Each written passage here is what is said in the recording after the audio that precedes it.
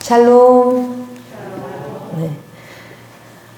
오늘은 광야교회 창립 26주년 기념주일입니다. 사람에 비유하자면 뜨거운 20대의 청춘. 무엇이든 꿈꾸고 무엇이든 도전해 볼 수 있는 청년인 셈인 것 같습니다. 광야교회 공동체로서는 생일과도 같은 주일인데 마침 하필 제게 이제 설교를 요청하신 주간인 거예요. 그래서 평소보다 좀 고민이 많았습니다. 이 생일 축하를 어떻게 진심을 담아서 잘 해드리고 싶은 마음이었다고나 할까요? 그래서 우리 서로 이게 옆에 앉으신 분과 이렇게 창립 기념 주일을 축하하는 인사를 좀 먼저 나누면 좋겠습니다. 그래서 먼저는 광야교회 창립 26주년을 축하합니다. 이렇게 인사를 나누시죠. 네, 축하드립니다. 축하드립니다. 또 이렇게도 인사합시다. 그동안 함께 해줘서 너무 고맙습니다. 그동안 함께 해줘서. 네, 맞습니다. 우리 또 그 사랑받기 위해 태어난 사람 그 찬양 있잖아요. 그것처럼 광야교회는 사랑받기 위해 부르심 받았습니다. 이렇게 인사해 주세요. 광야교회는 사랑받기 위해 부르심 받았습니다. 또 사랑을 전하기 위해 부르심 받았습니다. 아멘.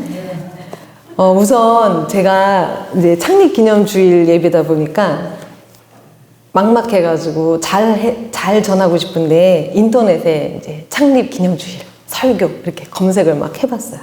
그랬더니 정말 많은 거예요. 내일을 준비하는 교회, 이제 설교 제목을 제가 말씀드린 겁니다. 우리가 꿈꾸는 교회, 꿈을 이루는 교회, 하나님이 원하시는 교회, 세상에 복이 되는 교회, 끊임없이 기억하는 교회, 생명, 사랑의 희망 공동체, 아름다운 교회, 좋은 교회, 교회다운 교회. 끝에가 이제 교회로 끝나는 설교 제목이 많더라고요. 참 다양했습니다. 아마 각 교회의 공동체의 상황에 맞게 교회의 사명을 되새기고 비전을 공유하는 내용이었으리라 생각합니다. 아마 교회 창립 기념주일을 맞아 교회됨의 의미, 또 교회의 정체성을 다시 생각해보는 시간을 갖는 것이겠죠. 마치 우리가 1년 365일을 이렇게 하루하루 흘러가듯 살아가다가 생일이 다가오면 다른 사람은 다 모르는데 본인은 알잖아요. 다가오면 잠시 이렇게 멈춰서 나의 존재는 무엇인가? 존재의 의미를 생각해 보기도 하고 우리가 지금 내가 맺고 있는 관계들을 이렇게 돌아보는 것처럼 교회 창립 기념주일을 맞아서 교회가 무엇인지 다시 생각하는 그런 경우가 많은 것 같습니다. 방금 제가 말씀드렸던 이 설교 제목들을 보면 유추할 수 있듯이 보통 교회는 마땅히 이러이러해야 한다. 또는 교회다운 교회는 이렇다는 그런 내용의 어떤 성경적 모델을 가지고 그런 교회를 만들어 가자는 그런 메시지가 많은 것 같습니다. 실제로 이 성경에는 교회와 관련된 이미지들이 참 많습니다. 그리스도 신앙 공동체를 가리키는 용어, 은유 또는 호칭들이 100개 이상이나 된다고 헤아리는 학자도 있습니다. 누군가 교회란 무엇인가 여러분에게 물으면 아마 다들 나름의 성경적인 답을 하실 수 있을 겁니다. 가령 세상의 빛, 소금 이렇게 말할 수도 있겠고요. 하나님의 집, 하나님의 성전, 또 하나님의 소유된 백성, 또 잘 알려진 것처럼 그리스도의 몸이다. 또 그리스도의 편지다. 이렇게 답할 수 있을 것입니다. 그런데 안타깝게도 이렇게 다양한 성경 속의 그 교회의 이미지와 개념을 우리가 잘 알고 있지만 실제 하는 교회, 현실 교회, 한국 교회를 이렇게 생각하면 괴리가 느껴지는 경우가 참 많습니다. 이것은 마치 그리스도인에 대한 어떤 이해를 가지고 우리 자신을 볼 때, 우리 실존을 바라볼 때 큰 괴리가 느껴지는 것처럼 교회도 성경이 말하는 교회와 우리가 직접 두 눈으로 보고 듣고 관계 맺고 경험하는 교회가 많이 다를 수 있습니다. 어떤 분들은 이러한 차이에 실망해서 다양한 이유로 신앙 공동체를 떠나기도 하고요. 일정 기간 거리를 두기도 합니다. 어떤 분은 이 교회 출석하는 것과 신앙은 별개다. 구분하고 그래서 공동체에 속하진 않지만 교회에 속하지 않지만 나는 하나님께 예배하고 신앙생활한다.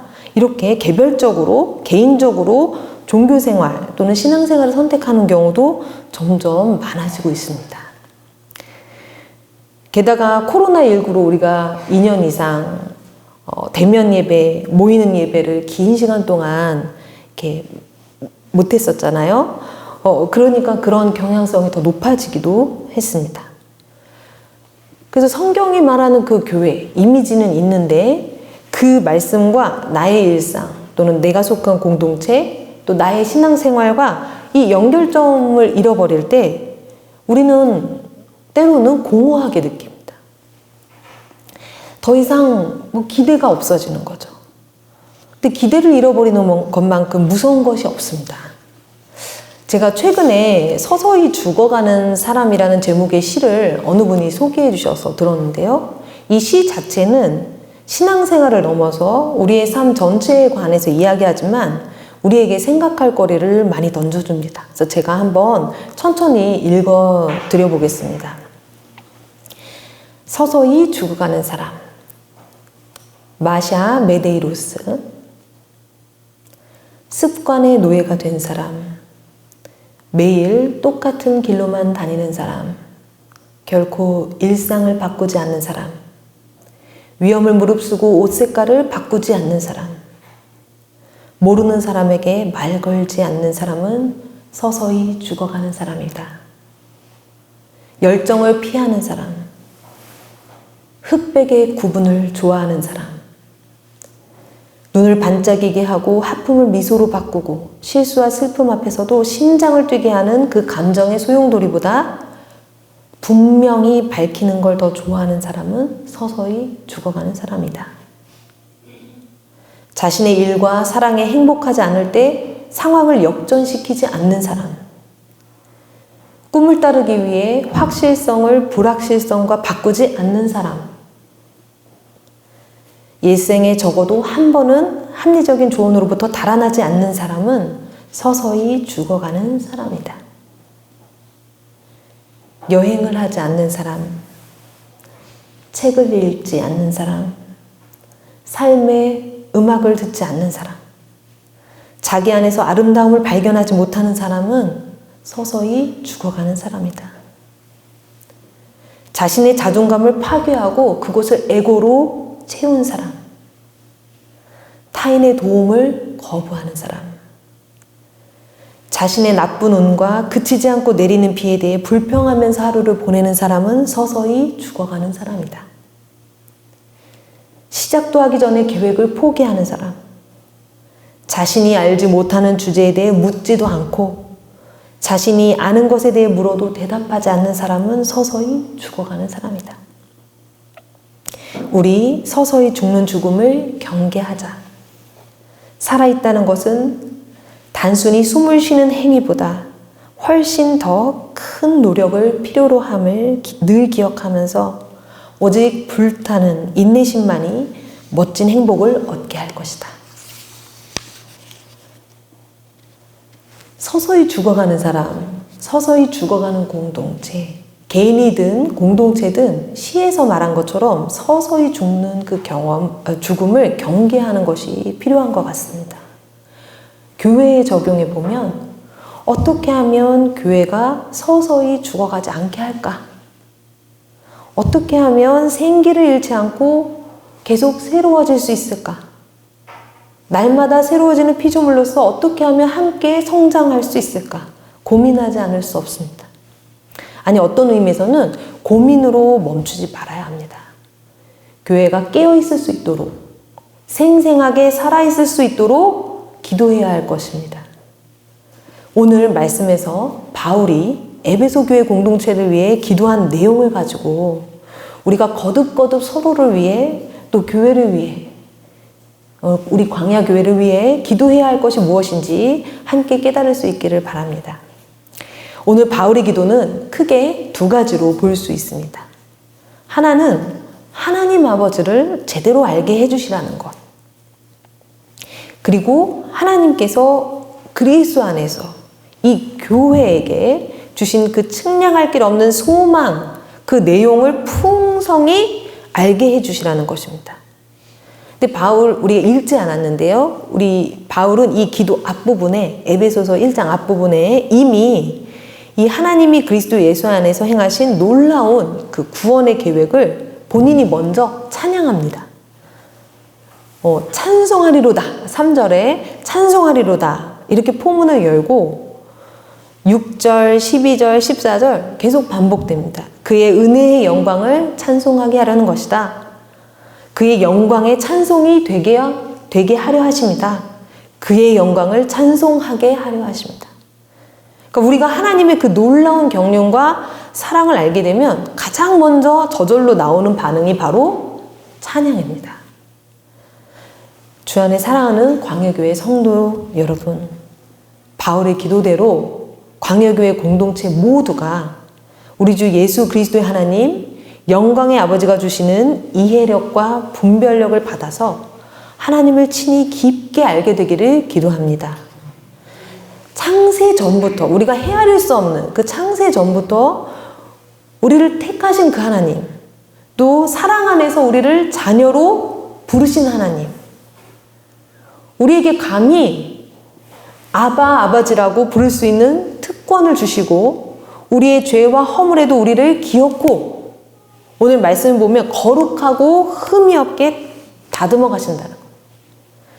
우리에게 거저 은혜를 베푸시는 하나님이라는 것. 바로 그 하나님을 찬양하는 소리가 멈추지 않고 계속 흘러나오는 교회가 되기를 바랍니다. 하나님은 이제까지 우리가 경험하고 알고 있는 그 분보다 훨씬 더 큰 분이십니다. 어떤 사람도 하나님을 내가 다 안다 감히 말할 수 없습니다. 그 무한하신 하나님을 새롭게 알아가는 그 기쁨이, 또 그로 인한 찬양이 언제나 가득한 광야교회가 되기를 바랍니다. 두 번째 기도는 교회의 소망에 관련된 기도인데요. 이 역시 성령님께서 우리의 마음의 눈을 이렇게 밝혀주셔야 비로소 깨달을 수 있습니다. 우리 18절, 19절, 에베소서 1장 18절, 19절을 함께 읽어보겠습니다. 에베소서 1장 18절, 19절 말씀입니다. 너희 마음의 눈을 밝히사 그의 부르심의 소망이 무엇이며 성도 안에서 그 기업의 영광의 풍성함이 무엇이며 그의 힘의 위력으로 역사하심을 따라 믿는 우리에게 베푸신 능력의 지극히 크심이 어떠한 것을 너희로 알게 하시기를 구하노라. 아멘. 바울은 교회가 부르심의 소망, 즉 하나님께서 무엇을 위해 무엇을 하라고 부르시는지 정확히 볼 수 있기를 기도했습니다. 하나님의 백성인 이 교회 공동체를 택하시고 부르시는 이유가 무엇입니까? 하나님과 그의 택하신 이 백성 사이의 언약, 이 부르심의 주제는 구약과 신약, 이 성경 전체에 깊이 스며 있습니다. 레위기 26장 12절에는 나는 너희의 하나님이 되고 너희는 나의 백성이 될 것이다. 이렇게 말씀합니다. 베드로전서 2장 9절에는 너희는 하나님의 소유가 된 백성이니 이는 너희를 어두운 데서 불러내어 그의 기이한 빛에 들어가게 하신 이의 아름다운 덕을 선포하게 하려 하심이니라고 말씀합니다. 교회는 하나님이 부르셔서 함께 순례하는 공동체요, 이 세상으로 보냄받아 소명을 이루며 새 본향으로 나아가는 공동체입니다. 교회는 교회 자체를 위해 존재하지 않습니다. 하나님을 섬기고 사랑하고 또 주님이 창조하신 이 세상을 섬기기 위해 또 사랑하기 위해 존재합니다. 일주일이 지났지만 지난 주일 말씀에 우리를 하나님 나라 유업을 상속받는 세상의 상속자로 부르셨음을 우리가 들었습니다. 하나님은 우리를 세상 밖으로 저 머나먼 천국으로 불러내시는 것이 아니라 우리가 살아가는 이곳에서 2022년 대한민국 이 현실 속에 바로 이곳에서 이 세상 속에 임하는 하나님의 나라 그 새하늘과 새 땅을 유업으로 받도록 부르셨습니다. 하나님의 다스리심에 온전히 순종하는 그런 새로운 피조물, 그런 새로운 공동체로 살아가도록 우리를 부르셨습니다. 이 세상에 있지만 이 세상에 속하지 않은 하나님 나라 백성으로서 하나님의 정의, 하나님의 그 생명, 하나님의 평화를 이뤄나가도록 부르셨습니다. 톰 라이트라는 저명한 역사가이자 신약학자는 바로 이런 하나님 나라에 대해서 마침내 드러난 하나님의 나라라는 책에서 이렇게 잘 설명합니다. 그는 예수 그리스도의 그 부활, 그리고 하나님의 미래 계획, 또 교회의 사명을 설명하면서 기독교 복음이 궁극적으로 제시하는 그 미래의 희망, 그것이 무엇인지, 그것이 얼마나 지금 우리가 살아가고 있는 이 현재의 세상과 관련이 깊은지를 이야기합니다. 그는 많은 그리스도인들이 이러한 하나님 나라의 궁극적 희망에 대해 정말로 무엇인지 모르고 있다, 이렇게 지적합니다. 그래서 이 책의 원 제목은 그 희망이 무엇인지 제대로 알기만 하면 놀랄 수밖에 없을 것이라는 의미로 Surprised by Hope입니다. 그 소망에 의해서 놀란다는 거죠. 그래서 바라기는 이 바울이 기도한 대로 광야교회가 그 부르심의 소망, 교회로 부르신 이유, 그 소명, 유업으로 받을 하나님 나라의 그 영광, 그 풍성함을 맛볼 수 있기를 바랍니다. 그래서 이 하나님 나라에 대한 그 놀라움, 경탄, 더 깊이 알아가고 배우고 경험하려는 열정이 가득한 교회가 되기를 축복합니다. 마지막으로 19절에서 바울은 한 가지 더 알게 해주시기를 구했습니다. 바로 이렇게 그 하나님을 믿고 알아가고 또 교회의 어떤 사명을 깨달아가고 그렇게 살아가는 우리에게 베푸신 하나님의 능력이 어마어마하다는 거예요. 쉽게 말하면. 얼마나 크신지, 그 지극히 크심이 어떠한지를 이 교회가 깨달았으면 좋겠다는 거예요. 그런 이야기가 있잖아요. 본인이 공주인지 왕자인지, 본인이 공주이고 왕자인데 그거를 모르는 사람, 그런 이야기. 실제 정말 자기에게 주어진, 또 자신이 어떤 존재인지 잘 모르는, 그러니까 하나님이 우리에게 주신 그 능력이 얼마나 놀라운지, 또 그것이 얼마만큼 우리를 변화시킬 수 있는지, 또 우리를 통해서 얼마만큼 이 세상을 변화시킬 수 있는지, 그 하나님이 베푸신 그 능력은 오늘 바울은 20절에서 22절까지 구체적으로 설명합니다. 하나님의 능력은 그 그리스도 안에서 역사하신 능력인데, 그 예수를 죽은 자 가운데서 다시 살리신 능력, 하늘에서 자기의 오른편에 앉히시고 모든 통치, 권세, 능력, 주권, 이 세상뿐 아니라 오는 세상에 일컫는 모든 이름 위에 뛰어나게 하신 그 능력이라는 거예요. 또 만물을 예수님 그 발 아래 복종하게 하시고 그를 만물 위에 교회의 머리로 삼으신 능력이라. 근데 바로 이런 능력이 실은 그리스도 안에서 역사하신 것처럼 그것을 믿고 고백하는 우리 안에도, 실은 교회 안에도 역사하신다는 겁니다. 그리스도를 교회의 머리로 삼으신 바로 그 능력이 그의 몸인 우리 교회에도 역사하셔서 정말 하나님이 창조하신 이 만물을 하나님의 방식으로 정말 생명력이 넘치는 것으로 충만하게 하신다는 것입니다. 그래서 이런 생각을 해봤습니다. 겨자씨만한 믿음만 있으면 산을 옮긴다고 하는데 정말 우리의 생각과 상상을 뛰어넘는 그 하나님의 능력, 우리 안에서 역사하실 수 있는 그 하나님의 능력을 아주 일부라도 믿을 수 있다면 얼마나 놀라운 일이 벌어질까. 실제로 이 세상 속에서는 그러한 하나님의 능력을 경험하고 그렇게 그런 새로운 변화를 만들어간 많은 그런 사례들이 있습니다. 주 안에 사랑하는 광야교회 성도 여러분, 올해 창립 26주년을 맞는 이 광야교회는 지금 다시 새로운 시작을 앞두고 있습니다. 이 새로운 시작 앞에서 그 어느 때보다 우리가 함께 마음을 모아 교회를 위해 기도하는 것이 필요하겠습니다. 하나님께서 그러니까 다른 기도보다 저는 이 기도를 했으면 좋겠어요. 그래서 창립 기념주일에 이 본문으로 선물을 드리는 셈입니다. 제가 이 바울의 기도를 가지고 우리 광야교회를 위해서 기도하는 거예요. 하나님께서 지혜와 계시의 영을 가득 부어주셔서 하나님을 더 깊이 만나게 해주시기를, 더 온전히 알게 해주시기를 간구하는 광야교회가 되기 원합니다. 너무 우리 주위를 빼앗는 많은 것들이 있어요.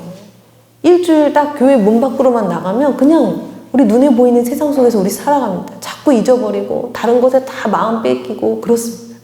근데 정말 하나님이 이 마음을 계속 주셔서 우리 마음의 눈을 열어주셔서 이 광야교회를 교회로 부르신 하나님의 목적,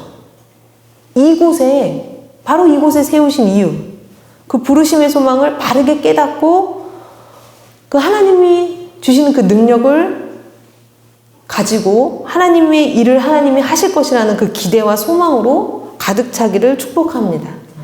어른아이나 오늘 이제 어린 친구들이 와서 너무너무 귀한데요. 우리 광야교회 미래잖아요. 정말 많이 축복하고 너무 환영합니다.